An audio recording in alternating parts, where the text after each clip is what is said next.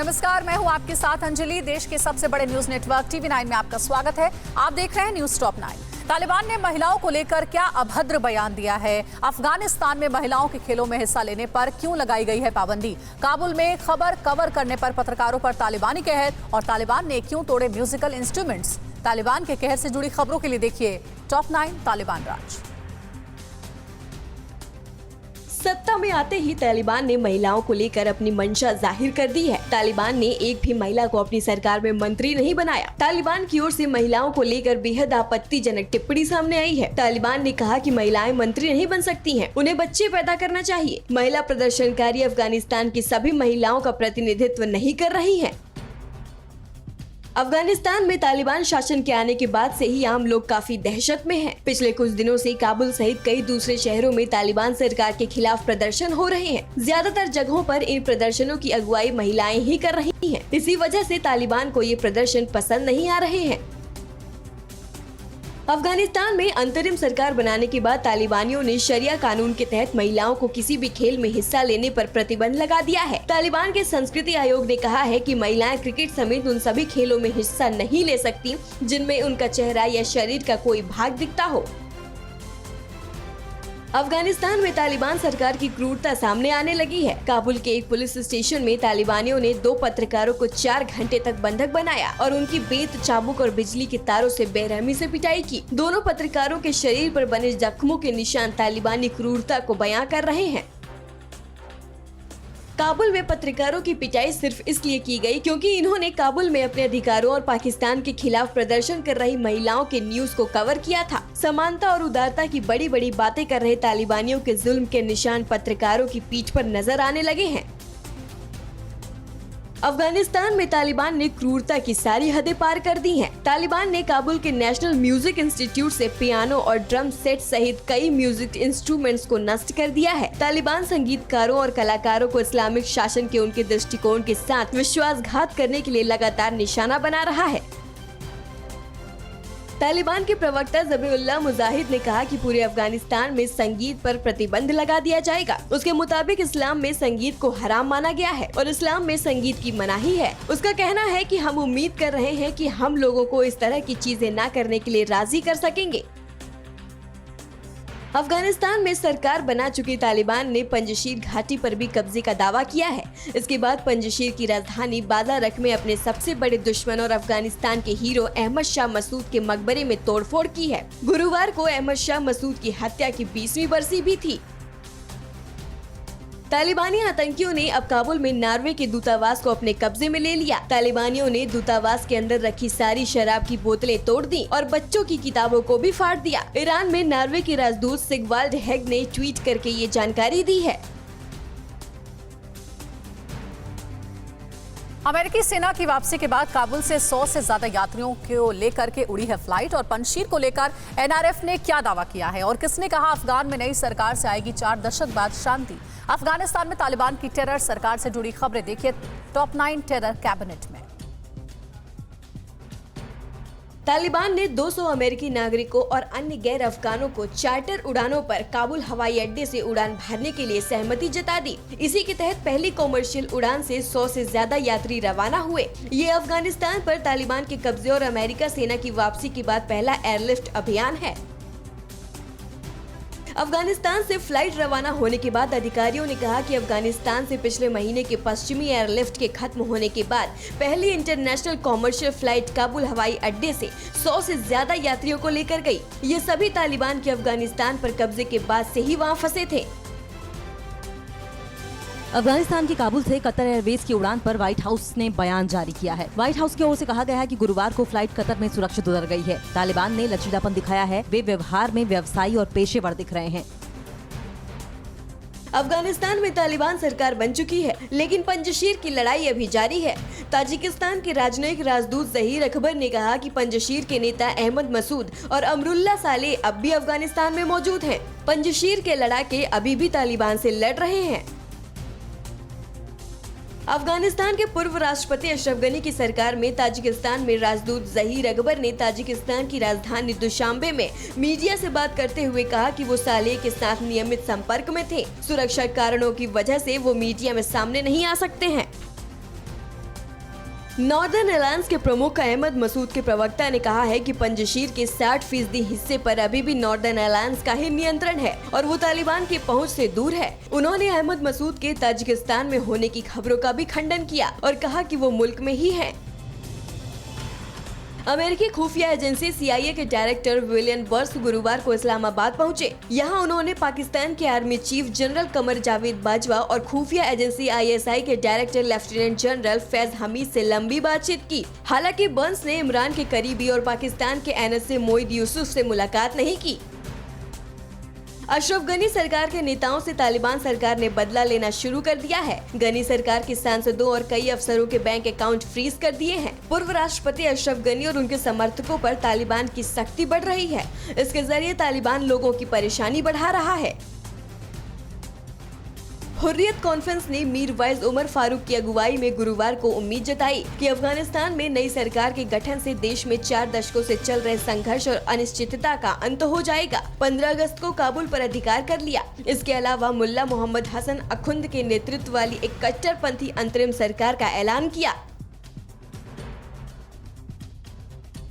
BRICS सम्मेलन में प्रधानमंत्री मोदी ने अफगान संकट से निपटने के लिए क्या कहा? रूस के राष्ट्रपति पुतिन ने अफगान संकट के लिए किसे जिम्मेदार ठहराया है? और हक्कानी का नाम ब्लैकलिस्ट से हटाने की किसने की मांग? देखते हैं टॉप 9 अफगान संकट। भारत की अध्यक्षता में ब्रिक्स देशों के 13वें शिखर सम्मेलन में रूस, चीन, ब्राजील, दक्षिण अफ्रीका और भारत शामिल हुए। समिट की शुरुआत प्रधानमंत्री के संबोधन से हुई, जिसमें पीएम मोदी ने आतंकवाद के खिलाफ साथ लड़ने की बात कही और ब्रिक्स नेताओं ने नई दिल्ली घोषणा के तहत अफगानिस्तान संकट को शांतिपूर्ण तरीके से निपटने का आह्वान किया।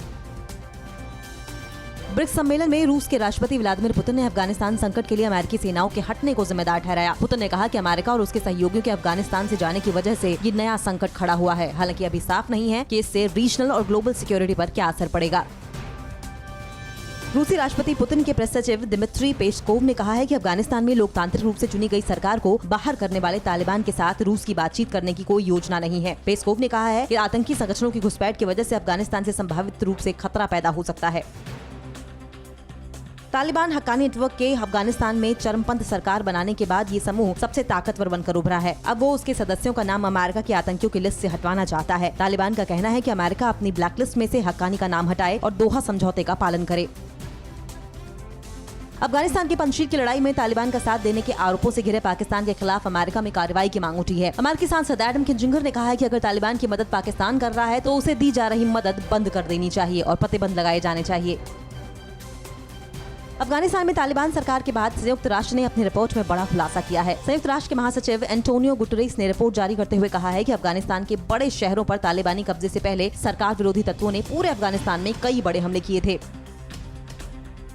तालिबान को अफगानिस्तान में सरकार के ऐलान के बाद से ही लोगों के भारी आक्रोश का सामना करना पड़ रहा है। पत्रकार, महिलाएं और विश्वविद्यालय के छात्रों सहित कार्यकर्ता सभी संगठन के खिलाफ प्रदर्शन कर रहे हैं, जबकि नई सरकार इसके खिलाफ उठने वाली आवाजों को रोकने के लिए प्रतिबंध लगा रही है।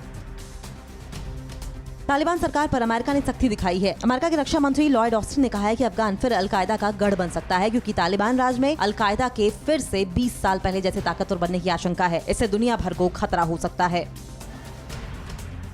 UNDP ने अपने एक अध्ययन के बाद कहा है कि अफगानिस्तान की 97% आबादी का गरीबी रेखा से नीचे डूबने का खतरा है। जब तक कि देश के राजनीतिक और आर्थिक संकटों की प्रतिक्रिया तत्काल शुरू नहीं की जाती है, UNDP के मुताबिक वास्तविक GDP 13.2% तक सिकुड़ सकती है, जिससे गरीबी दर में 25% तक की बढ़ोतरी हो सकती है। ब्रिक्स के मंच से आतंकवाद को मिला करारा प्रहार। राहुल गांधी ने माता वैष्णो देवी से क्या मांगा वरदान? क्यों बढ़ाई गई ITR भरने की अंतिम तारीख? और मुंबई में क्यों गणेश पंडालों में एंट्री पर बैन लग गया है? देश भर की अहम खबरों को जानिए टॉप 9 राष्ट्र में। कई राज्यों में राज्यपाल बदले गए हैं। लेफ्टिनेंट जनरल गुरमीत सिंह को उत्तराखंड का राज्यपाल बनाया गया। उत्तराखंड के राज्यपाल बेबी रानी मौर्य के इस्तीफे के बाद ये पद खाली था। वहीं तमिलनाडु के गवर्नर बनवारी लाल पुरोहित को पंजाब का राज्यपाल बनाया गया है। नागालैंड के राज्यपाल NV रावी को तमिलनाडु का गवर्नर बनाया गया, जबकि असम के राज्यपाल जगदीश मुखी को नागालैंड का अतिरिक्त प्रभार दिया गया। ब्रिक्स की बैठक में अध्यक्षता करते हुए पीएम मोदी ने उभरती हुई अर्थव्यवस्था के लिए ब्रिक्स को एक प्रभावकारी आवाज बताया है। उन्होंने कहा कि विकासशील देशों की प्राथमिकताओं पर ध्यान केंद्रित करने के लिए भी ये मंच उपयोगी रहा है। हमें ये सुनिश्चित करना है कि ब्रिक्स अगले 15 सालों में और ज्यादा परिणामदायी हो। बैठक में ब्रिक्स देशों ने जहां काउंटर टेररिज्म एक्शन प्लान को अडॉप्ट किया, इस मौके पर ब्रिक्स देशों ने भारत में टीकाकरण अभियान की भी सराहना की। ऑस्ट्रेलिया के विदेश मंत्री मैरिस पेन और रक्षा मंत्री पीटर डुटोन 3 दिवसीय दौरे पर आज भारत आ रहे हैं। कल होने वाले 2+2 मंत्री स्तरीय वार्ता में आपसी हितों से जुड़े द्विपक्षीय, क्षेत्रीय और वैश्विक मुद्दों पर चर्चा होनी है। बातचीत का प्रमुख लक्ष्य संपूर्ण रक्षा एवं सुरक्षा संबंधों और हिंद प्रशांत क्षेत्र में सामरिक सहयोग को बढ़ावा देना है। राष्ट्रीय स्वयंसेवक संघ के सरसंघचालक मोहन भागवत आज से 3 दिवसीय दौरे पर धनबाद जा रहे हैं, जहां राजकमल सरस्वती विद्या मंदिर के एक कार्यक्रम में वो शिरकत करेंगे। संघ प्रमुख झारखंड प्रांत की कार्यकारिणी बैठक में भी शामिल होंगे और कार्यकर्ताओं को संबोधित करेंगे। भागवत सभी मंडलों और बस्तियों में 2024 तक संघ की योजनाओं को घरों तक पहुँचाने पर जोर देंगे। कांग्रेस के पूर्व अध्यक्ष राहुल गांधी 2 दिवसीय जम्मू दौरे पर हैं। आज सुबह 11:30 बजे राहुल जम्मू में अपने कार्यकर्ताओं को संबोधित करेंगे। इसके बाद राहुल गांधी जम्मू कश्मीर प्रदेश कांग्रेस कमेटी के वरिष्ठ नेताओं के साथ बैठक भी करेंगे। इससे पहले कल राहुल ने माया वैष्णो देवी के दर्शन किए। लद्दाख से लेकर अरुणाचल तक चीन ने अपनी सेना को मजबूत करने का काम तेज कर दिया है। ताज़ा मीडिया रिपोर्ट्स के मुताबिक चीन की पीपल्स लिबरेशन आर्मी के वेस्टर्न थिएटर कमांड के लिए 30 एयरपोर्ट बनाए जा रहे हैं। यही कमांड भारत से जुड़ी सीमा पर निगरानी रखता है। ये एयरपोर्ट भी भारत से सटे इलाकों में बनाए जाने का प्लान है। सरकार ने गुरुवार को वित्त वर्ष 2020-21 के लिए आयकर रिटर्न दाखिल करने की समय सीमा 30 सितंबर 2021 से बढ़ाकर 31 दिसंबर 2021 कर दिया है। ये समय सीमा का विस्तार उन व्यक्तियों के लिए है जिनके खाते हैं, उनको ऑडिट करने की जरूरत नहीं है और जो आमतौर पर ITR 1 या ITR 4 फॉर्म का इस्तेमाल करके अपना आयकर रिटर्न दाखिल करते हैं। कोरोना महामारी की तीसरी लहर की आशंका के बीच आज से देश भर में गणेशोत्सव शुरू हो रहा है। ये पर्व महाराष्ट्र में धूमधाम से मनाया जाता है, लिहाजा मुंबई पुलिस ने सतर्कता बरतते हुए पूरे शहर में 19 सितंबर तक धारा 144 लगा दी है। महाराष्ट्र में श्रद्धालु गणपति के पंडालों में नहीं जा सकेंगे, साथ ही किसी भी प्रकार के जुलूस की इजाजत नहीं होगी। अमेरिकन ऑटोमोबाइल कंपनी फोर्ड ने भारत में अपनी मैन्युफैक्चरिंग बंद करने का फैसला लिया है। फोर्ड भारतीय बाजार में लंबे समय से संघर्ष कर रही है, लेकिन कोविड के बाद कंपनी की हालात ज्यादा खराब हो गई। गाड़ियों की बिक्री में भी लगातार गिरावट आई है। खबरों की माने तो कंपनी को करीब $2 अरब का नुकसान हुआ है। हालांकि कंपनी अपने ग्राहकों को सर्विसेज देना जारी रखेगी। और अब आपको दिखाएंगे देश प्रदेश की अहम खबरें। उत्तर प्रदेश में बिछ गई है चुनावी बिसात, किन सियासी दलों में होगी दो हाथ और क्यों आर पार के मूड में आए हैं किसान, और दिल्ली मेरठ एक्सप्रेसवे पर क्यों रोकी गई 2 पहिया की सवारी। देखते हैं टॉप 9 देश प्रदेश में तमाम अहम खबरें। पश्चिम बंगाल की मुख्यमंत्री ममता बनर्जी राज्य की भवानीपुर सीट से आज नामांकन दाखिल करेंगी। ममता बनर्जी दोपहर 12 बजे के बाद नामांकन फाइल करेंगी। पश्चिम बंगाल के सबसे हॉट भवानीपुर विधानसभा सीट पर 30 सितंबर को उपचुनाव होगा। कांग्रेस के यूपी प्रभारी प्रियंका गांधी वाड्रा यूपी चुनाव की तैयारियों को अंतिम रूप देने के लिए लखनऊ पहुंच चुकी हैं। प्रियंका आज सलाहकार समिति और चुनाव समिति के साथ बैठक करेंगी। विधानसभा चुनाव के लिए प्रत्याशियों के चयन की प्रक्रिया पर मंथन करेंगे। यूपी के डिप्टी सीएम दिनेश शर्मा ने प्रियंका के इस दौरे को चुनावी पर्यटन कहा है। यूपी चुनाव को लेकर बीजेपी ने भी कमर कस ली है। सूबे में आज से बीजेपी मंडल स्तरीय समीक्षा अभियान चला रही है, जबकि कल लखनऊ में पन्ना प्रमुख सम्मेलन होगा, जिसे वीडियो कॉन्फ्रेंसिंग के जरिए जेपी नड्डा, सीएम योगी के अलावा दोनों उप मुख्यमंत्री भी संबोधित करेंगे।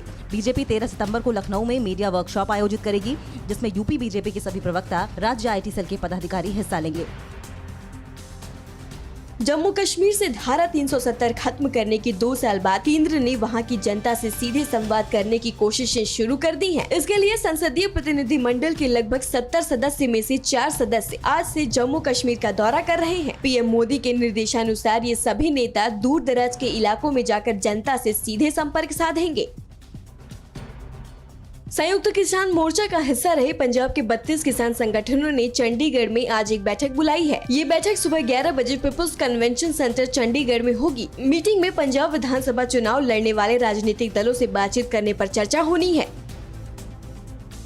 उधर हरियाणा के करनाल में मिनी सचिवालय के बाहर किसानों का प्रदर्शन लगातार जारी है। हरियाणा में प्रदर्शनकारियों के खिलाफ लाठीचार्ज का आदेश देने वाले अधिकारियों के खिलाफ कार्रवाई की मांग को लेकर करनाल में किसानों का ये धरना प्रदर्शन जारी है। आंदोलन को देखते हुए जिले में मोबाइल, इंटरनेट और SMS सेवाएं निलंबित हैं। आज सर्व जातीय किसान मजदूर समाज ओलंपिक पदक विजेताओं और अर्जुन या द्रोणाचार्य अवार्डी खिलाड़ियों का सम्मान करेंगे। इस सम्मान समारोह में बजरंग पुनिया, रवि दहिया, दीपक पुनिया, सुमित वाल्मीकि, विनेश फोगाट समेत कई खिलाड़ियों को सम्मानित किया जाएगा। ये कार्यक्रम सुबह 10:30 बजे अनाज मंडी खरखौदा सोनीपत में आयोजित होगा। किसान नेता चौधरी राकेश टिकैत, युद्धवीर सिंह, सरदार जगजीत सिंह मुख्य रूप से मौजूद रहेंगे। देश की राजधानी दिल्ली में पहली मल्टी लेवल बस पार्किंग बनने जा रही है। ये पार्किंग हरिनगर और वसंत विहार डिपो पर दिल्ली सरकार बनाएगी। 4-7 मंजिला पार्किंग में कुल 730 बसें और करीब 690 से अधिक गाड़ियां पार्क हो सकेंगी। साल के अंत तक शुरू होने वाली इस परियोजना की डेडलाइन 2024 है। दिल्ली मेरठ एक्सप्रेसवे पर अब बाइक, स्कूटी और 3 पहिया वाहन नहीं चल सकेंगे। ये फैसला भारतीय राष्ट्रीय राजमार्ग प्राधिकरण ने लिया है। इन वाहनों को दूसरे हाईवे पर डाइवर्ट किया जा रहा है। दिल्ली मेरठ एक्सप्रेसवे पर लगातार बढ़ रहे सड़क हादसों को रोकने के लिए ये फैसला लिया गया है। और आखिर में देश और दुनिया से जुड़ी कोरोना की खबरों के लिए देखते हैं टॉप 9 कोरोना से जंग। देश में कोरोना के मामलों में एक बार फिर वृद्धि देखी जा रही है। स्वास्थ्य मंत्रालय के मुताबिक देश में अभी दूसरी लहर खत्म नहीं हुई है और अभी भी कोरोना की तीसरी लहर का खतरा बना हुआ है। स्वास्थ्य मंत्रालय ने खास तौर पर त्योहारों के दौरान सावधानी बरतने का आग्रह किया है। देश में गुरुवार को 43,000 से ज्यादा कोरोना के नए मामले सामने आए। इनमें सबसे ज्यादा केरल में 26,000 से ज्यादा, जबकि महाराष्ट्र में करीब 11,000 नए केस दर्ज किए गए। इस दरमियान 24 घंटे में 264 लोगों ने कोरोना वायरस की वजह से दम तोड़ा। देश में अब एक्टिव मामले 3,86,000 से अधिक हो गए हैं। केंद्रीय स्वास्थ्य सचिव राजेश भूषण के मुताबिक पिछले एक सप्ताह में देश में आए कुल केस में से 68.59% मामले केरल से आए हैं। वहीं देश के कुल एक्टिव केस का 60% केरल में ही है। भूषण ने कहा कि देश के 38 जिले ऐसे हैं जहां अब भी 100 से अधिक केस हर दिन आ रहे हैं। वैसे लोगों में रिकवरी रेट 97% के आसपास है। वैक्सीन की पहली डोज लगने के बाद मौत की संभावना 96.6% तक कम हो जाती है। वहीं दूसरे डोज के बाद आशंका 97.5% तक कम हो जाती है। सरकार ने ये जानकारी सार्वजनिक की है। स्वास्थ्य मंत्रालय की तरफ से बताया गया कि ये जानकारी अप्रैल से अगस्त के बीच डेटा पर हुई रिसर्च के आधार पर जारी किया गया है। कोरोना संक्रमण के बीच यूपी में वायरल फीवर कहर बरपा रहा है। प्रदेश के कई जिले इसके प्रकोप में हैं। आईसीएमआर ने पुष्टि की है कि बुखार के सैंपल्स में डेंगू का D2 स्ट्रेन पाया गया है, जो बेहद घातक है। ये स्ट्रेन अक्सर ब्लीडिंग का कारण बनता है, प्लेटलेट्स भी घटाता है। आईसीएमआर प्रमुख डॉक्टर बलराम भार्गव ने बताया कि मच्छरों के प्रजनन को रोकना ही एकमात्र रोकथाम है। बिहार में तेजी से वायरल बुखार के मामले सामने आने लगे हैं। पटना समेत कई जिलों में मासूम बच्चे इसकी चपेट में आ रहे हैं। पटना, वैशाली, मुजफ्फरपुर, गोपालगंज, सिवान, मधुबनी, छपरा और समस्तीपुर में इसका प्रकोप सबसे ज्यादा देखने को मिल रहा है। एहतियातन स्वास्थ्य विभाग ने इन जिलों में विशेष मेडिकल टीम भेजी है ताकि स्थिति का जायजा लेकर हालात पर काबू पाया जा सके। संबंधित विभागों को अलर्ट कर दिया गया है। अड़ी सोमवार से शुक्रवार शाम 6 बजे सिर्फ TV9 भारतवर्ष पर।